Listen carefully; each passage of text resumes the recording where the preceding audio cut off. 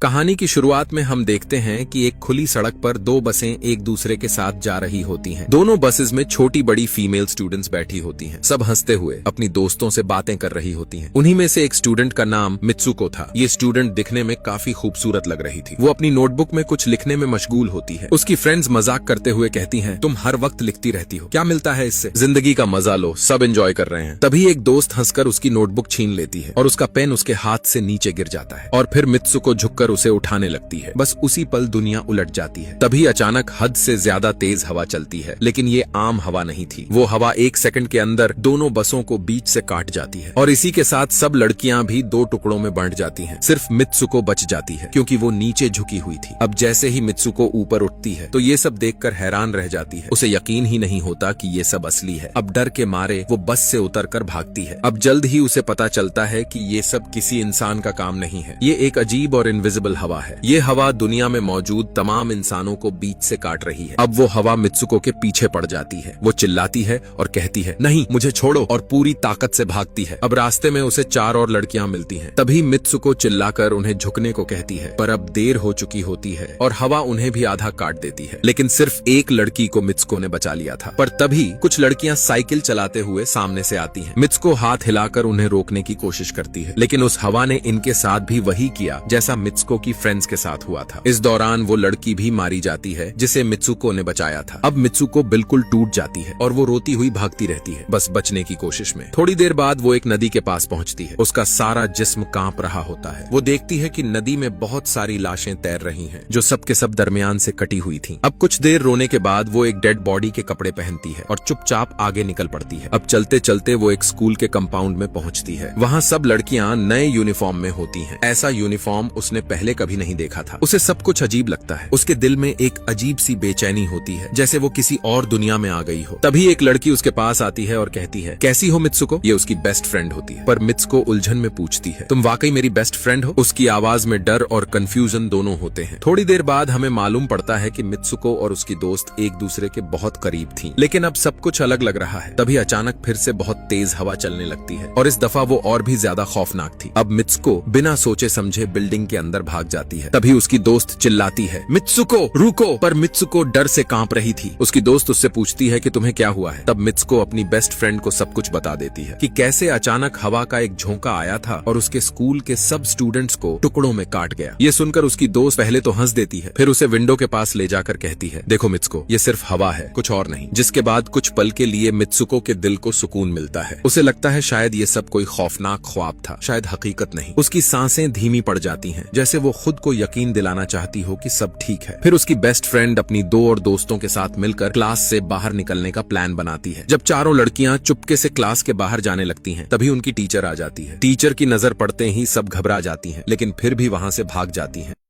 जिसके बाद वो भागते हुए एक तालाब के पास पहुंचती हैं। वहां मित्सुको की बेस्ट फ्रेंड अपनी दोस्तों को भी उस अजीब ख्वाब के बारे में बताती है। तब उनमें से एक लड़की सोच में पड़कर कहती है, हो सकता है ये सब असल में सच हो, जैसे कोई मिरर वर्ल्ड होता है, एक ऐसी दुनिया जो हमारी दुनिया के बिल्कुल उलट चलती है। ये कहकर वो एक पत्थर तालाब में फेंकती है और कहती है, देखो मैंने यहाँ पत्थर फेंका, लेकिन शायद उस दूसरी दुनिया में मैंने नहीं फेंका होगा। ये बात अभी खत्म भी नहीं होती कि अचानक पानी में से एक बड़ा क्रोकोडाइल निकलता है और उनमें से एक लड़की को पकड़कर खा जाता है। ये सब देखकर बाकी सब लड़कियां शॉक में आ जाती हैं। फिर से वो लड़की कहती है, देखा, जो इस दुनिया में होता है वो दूसरी दुनिया में नहीं होता, और शायद उसी दुनिया के मगरमच्छ ने हमारी फ्रेंड को खाया होगा, लेकिन इस दुनिया में वो हमारे साथ है। ये बात सुनकर मित्सुको के दिल में एक और डर घुस जाता है। जिसके बाद वो सब एक बेड के पास जाती हैं जो लेक के किनारे पर पड़ा होता है, और फिर ये लड़कियां उसके तकिए के साथ खेलने लगती हैं और एक पल के लिए सब कुछ नॉर्मल लगता है। लेकिन दूर से 2 लड़कियां उन्हें देख रही होती हैं। उनमें से एक दुल्हन जैसे कपड़ों में होती है, क्योंकि दोनों ने एक दूसरे से शादी की होती है। इधर इनमें से एक कहती है, हमें कुछ ऐसा करना होगा जो दूसरी दुनिया में मुमकिन न हो। हमारी किस्मत तो लिखी जा चुकी है, लेकिन हम उसे तोड़ भी सकते हैं। इतने में सब लड़कियां वापस स्कूल आ जाती हैं और उनकी क्लास में सब कुछ शांत लगता है। अब जैसे ही मित्सुको अपनी सीट पर बैठती है तो देखती है एक तकिया जमीन पर पड़ा है। ये देखकर मित्सुको उसे उठाने के लिए झुकती है, तो उसी पल उसकी टीचर अपनी गन निकालकर पूरी क्लास में फायरिंग करने लगती है, जिससे वहाँ पर मौजूद तमाम लड़कियां मारी जाती हैं। इसके बाद अब मित्सुको जब सिर उठाती है तो देखती है उसके इर्द गिर्द सब लड़कियां मर चुकी होती हैं, सिर्फ वो बची होती है, बिल्कुल वैसे ही जैसे पहले अपने ख्वाब में बची थी। उसकी आंखों में आंसू आ जाते हैं। वो समझ नहीं पा रही होती कि ये दुनिया असल है या सपना। तभी उसकी टीचर उसके पास आकर कहती है, तुम्हारी हिम्मत कैसे हुई क्लास बंद करने की, तुम्हारा भी मरना लिखा है। पर तभी दो लड़कियां और आती हैं जो मित्सुको को यहाँ से बचाकर ले जाने लगती हैं। लेकिन एक और टीचर वहाँ आती है और उनके सामने आकर मित्सुको के साथ वाली दोनों लड़कियों को गोली मार देती है। इस पूरे स्कूल के बचे हुए तमाम लड़कियां यहाँ से भागने लगती हैं। मित्सुको भी उनके साथ भागती है, लेकिन हर जगह से टीचर्स फायरिंग कर रही होती हैं। हर तरफ गोलियों की आवाज सुनाई दे रही होती है। अब जैसे ही सारी लड़कियां गेट के बाहर पहुंचती हैं, तो वो हवा दोबारा आती है और सब लड़कियों को दो हिस्सों में काट देती है। अब मित्सुको घबरा कर यहाँ से भागने लगती है और क्राउड एरिया से होती हुई सीधा पुलिस स्टेशन पहुंचती है। उसका सांस बहुत तेज चल रहा होता है, जैसे अभी भी उसके पीछे कोई हो। वहां जाकर वो सब कुछ रो रो कर बताने लगती है। पुलिस वाली लड़की उसकी बात ध्यान से सुनती है, लेकिन फिर हल्की सी मुस्कुराहट के साथ कहती है, लेकिन तुमने स्कूल वाले कपड़े तो पहने ही नहीं। ये सुनकर मित्सुको थोड़ा कंफ्यूज होती है। तब पुलिस वाली उसके सामने एक मिरर लाकर रखती है। मित्सुको जैसे ही उस मिरर में देखती है, उसका दिल एकदम से रुक जाता है, क्योंकि वो बिल्कुल बदल चुकी होती है। उसका चेहरा बदल चुका होता है और अब लोग भी उसे एक नए नाम से बुला रहे थे। थोड़ी देर में हमें पता चलता है कि उसकी शादी होने वाली थी। इसके बाद वो पुलिस ऑफिसर उसे शादी के लिए ले जाने लगती है। रास्ते में लोग उसे कंग्रेचुलेशन कह रहे होते हैं और मित्सुको के चेहरे पर सिर्फ एक अजीब सी मुस्कुराहट होती है। अब चर्च पहुंचते ही वो अपनी बेस्ट फ्रेंड को देखती है। उसकी आंखों में अजीब सा डर और समझदारी दोनों होता है। मित्सुको पूछती है, ये सब मेरे साथ क्या हो रहा है? तो उसकी दोस्त धीरे से कहती है, अभी कुछ मत बोलो, हम किसी के कंट्रोल में हैं। जैसे मैं कह रही हूँ वैसे ही करो। फिर वो उसे वेडिंग ड्रेस पहनाती है और आगे बढ़ने को कहती है। जैसे ही मित्सुको ऑल्टर की तरफ चलती है, सब लड़कियां हंसने लगती हैं, उसका मजाक उड़ाती हैं। उस वक्त उसकी दोस्त का सब्र टूट जाता है। वो गुस्से में आकर एक एक करके सब लड़कियों को मार देती है और मित्सुको शॉक में देखती रहती है। जब वो अपने ग्रूम की तरफ देखती है तो वहाँ एक ताबूत रखा होता है। अब थोड़ी देर बाद धीरे से उसका ढक्कन खुलता है और उसमें से एक बड़ा सा पिग बाहर निकलता है। ये सब देखकर मित्सुको की चीख चर्च में गूंज उठती है। वो घबराकर एक टूटी हुई बोतल उठाती है और उस पर हमला कर देती है। फिर वो और उसकी दोस्त भागते हुए चर्च से बाहर निकल जाते हैं।